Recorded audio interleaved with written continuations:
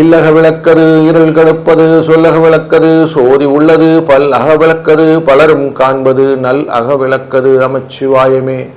Astro பக்தி talk நேயர்களுக்கு இனிய வணக்கங்கள். வணக்கம் நண்பர்களே.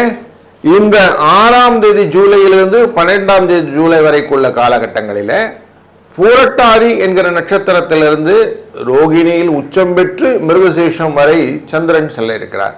பூரட்டாதினா குருவின் நட்சத்திரம், ரோகிணினா சந்திரனின் நட்சத்திரம், அண்ட் மிருகசீஷம்னா செவ்வாய் நட்சத்திரம். இப்படி இந்த நட்சத்திர பாதையிலே செல்லும் போது நமக்கு என்னெல்லாம் பலன் வரும்னு பார்க்கணும். அதே போல் இந்த வாரத்தில் முக்கியமான நிகழ்வுகளில் நிறைய நல்ல நிகழ்வுகள் கிடைக்கிறது. 6ஆம் தேதி சஷ்டி விரதம் ஆரம்பமே முருகனுக்கானது.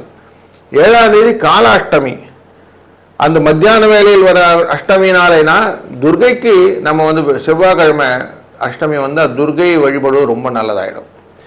8ஆம் தேதி புதனின் அஷ்டமியாக கண்டினியூ பண்ணும். அப்போ விஷ்ணுவின் வழிபாடு, இந்த குழந்தை இல்லை அப்படிங்கிறவங்களுக்கெல்லாம் குழந்தை பாக்கியம், படிக்கல சார் குழந்தைகள் அப்படிங்கிறதுக்கு அவங்களுக்கெல்லாம் ரொம்ப நல்ல விஷயங்கள் நடக்கக்கூடியது. அதுபோல 10ஆம் தேதி அபாரா ஏகாதசி என்ற ஏகாதசி, அதாவது நம்மளுடைய மனதில் இருக்கக்கூடிய அழுத்தங்கள் கலக்கங்கள் எல்லாத்தையும் தீர்க்கக்கூடிய ஏகாதசி விரதம். அதுபோல வாரத்தின் கடைசி நாளான ஞாயிற்றுக்கிழமை என்று பிரதோஷம். அந்த பிரதோஷத்தில் ஒரு முக்கியமான விஷயம் என்னன்னாக்க மனசுல மரண பயம்னு சொல்லுவோம் இல்லையா, அந்த பயத்தை நீக்குவது. இப்படி பல விஷயங்களை தாங்கி வரக்கூடிய வாரம் இது. இப்படி இருக்கும்போது நம்ம ஒவ்வொரு ராசிக்கும் எப்படி பலன் இருக்குன்னு பார்க்கணும் இல்லையா, வாருங்கள் காண்போம். வணக்கம் மேஷ ராசி நண்பர்களே. இந்த வாரத்திலே முக்கியமாக குருவின் அனுகிரகம் உங்களுக்கு இருக்கிறது. பூரட்டாதி நட்சத்திரத்திலிருந்து இந்த சந்திரன் பயணம் செய்கிறார் 6ஆம் தேதியே. அப்படி பயணம் செய்கிற போது பூரட்டாதிங்கிற கும்பராசியில சதயத்தை தொட்டு விட்டு வருவார். பின்பு உத்திரட்டாதி நட்சத்திரம் ரேவதி நட்சத்திரம் என்று மீனராசிக்குள்ள செல்லும் போது குருவின் பார்வை, அப்ப லாபத்திலிருந்து குருவின் பார்வை கிடைச்சதுன்னா எப்படி இருக்கும், அனுகிரகமா லாபங்களை சம்பாதிக்கக்கூடிய வாய்ப்புகள் நிறைய இருக்கு. உழைத்ததற்கான பலன்களை நாம பெறுவதற்கான வாய்ப்புகள் நல்லா இருக்கு. அப்ப உழைப்பு உயர்வு அப்படின்னு வச்சிருக்கிறவங்களுக்கெல்லாம் ஒரு வரப்பிரசாதமான நாள் அப்படின்னே சொல்லலாம். அப்படிப்பட்ட நன்மைகளை தாங்கி வருகிறது.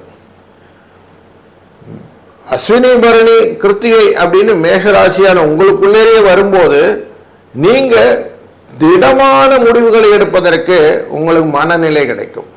ஏன்னா எப்பவுமே நம்ம ஒரு ஸ்டார்ட்டே நல்லா இருந்துச்சு வச்சுங்களேன், ஆரம்பமே நல்லா இருக்குன்னா சூப்பர் தானே.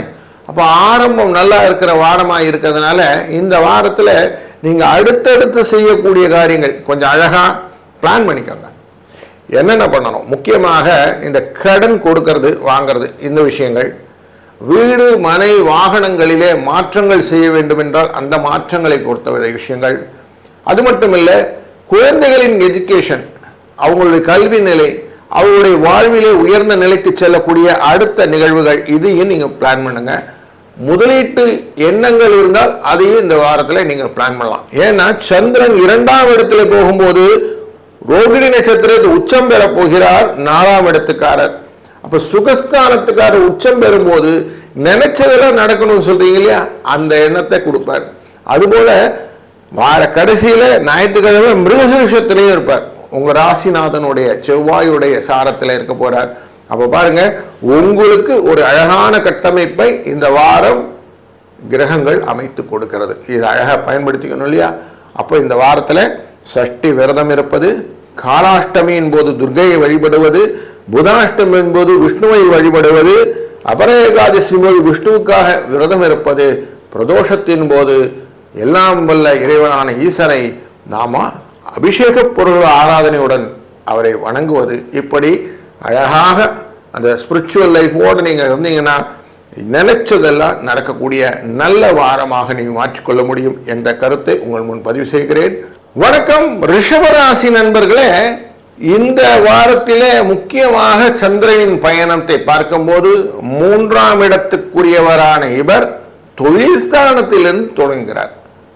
குருவினுடைய சாரத்திலிருந்து தன் பயணத்தை துவங்கி மீனராசிக்குள்ளரே சனியின் சாரமான உத்திரட்டாதிக்குள்ளரையும் புத்தியின் ஸ்தானமான ரேவதி நட்சத்திரத்தின் மேலும் பயணம் செய்கிறார். அப்போ எப்படி இருக்க போது மனதில் அழகான ஐடியாஸ் எல்லாம் கிரியேட் ஆகும். அது லாபத்தை கொண்டு வருவதற்கான வாய்ப்புகள் நிறைய இருக்கும். குடும்பத்துக்கான சேர்க்கைகள் நிறைய இருக்கக்கூடிய விஷயங்கள். அப்ப நிறைய லாப நிகழ்வுகளை நீங்கள் அழகாக பயணம் செய்யலாம் அப்படின்னு இருக்கு. புதன் 2ஆம் இடத்துக்காக வக்கரகதியிலே இருக்கிறார்.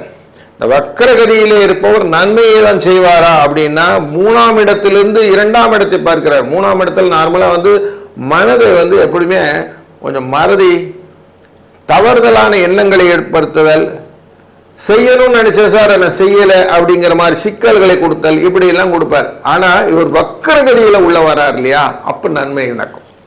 இந்த நன்மை தான் நமக்கு முக்கியம். ஏன்னா குருவுடன் சேர்ந்த புதனாக இருப்பார். வாரத்தின் ஒரு 3 நாளைக்கு 4 நாளைக்கு வரைக்கும் இருப்பார். 9ஆம் தேதி மேல அவர் உங்களுடைய மிதுன ராசியில 2ஆம் இடத்துல உங்களுடைய ராசியை தொடுவார். அப்போ நிறைய பயணங்களை கொடுப்பார். அப்போ நிறைய நன்மை தொடர்பான, குடும்பம் தொடர்பான பயணங்கள் உண்டு. இந்த ஆசிரியர்களாக இருந்தாக்க எஜுகேஷன் ரிலேட்டடான விஷயங்கள், கணக்கர்களாக இருந்தாக்க இந்த ஆடிட்டிங் ரிலேட்டடான விஷயங்கள், ட்ரேடர்ஸாக இருந்தால் கொடுக்கல் வாங்கலில் இருக்கக்கூடிய சிக்கல்களை தீர்ப்பதற்கான விஷயங்கள், இப்படி உங்களுக்கான பயன்பாட்டு விஷயங்கள் எல்லாம் போவீங்க. செவ்வாய் உங்க ராசிக்குள்ளே உட்கார்ந்துருப்பார். அப்ப தைரியத்தை கொடுப்பார். 7ஆம் இடத்துக்காரருங்கனாலும் கூட்டு தொழில் வியாபாரத்தில் இருப்பவர்களுக்கு ஒரு நன்மையும் கொடுக்கக்கூடிய சூழ்நிலை இருக்கிறது. சனி சந்திர சேர்க்கை அப்படிங்கிற காலகட்டங்கள் அப்படின்னு பார்க்கும்போது 8ஆம் தேதி வரைக்கும் உத்திரட்டாதி நட்சத்திரம், ரேவதி நட்சத்திரம், இது ரெண்டுமே சனியின் தொடர்பை கொண்டது குருவின் பார்வையினாலே. அப்போ அழுத்தமான வேலைகள் எல்லாம் நீங்க அழகா செய்ய முடியும்.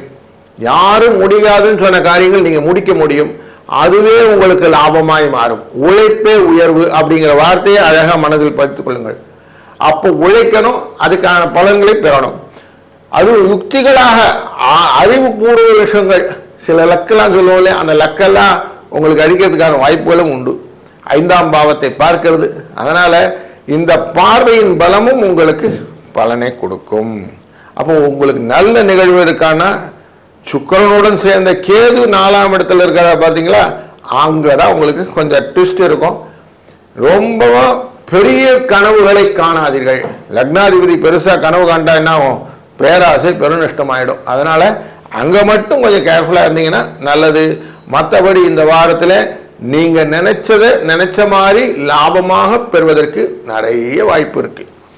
சஷ்டி விரதம் இருப்பது, காலாஷ்டமியில துர்கையை வழிபடுவது, புதாஷ்டமியின் போது விஷ்ணுவின் வழிபாடு, வார கடைசியில பிரதோஷநாதனான இந்த சிவபெருமானுக்கு அபிஷேக பொருளை வாங்கி கொடுத்து அவரை கண்ணார அபிஷேகத்தை காண்பது போன்ற அனைத்து விஷயங்களும் உங்களுக்கு நன்மையை பெற்றுத்தரும்.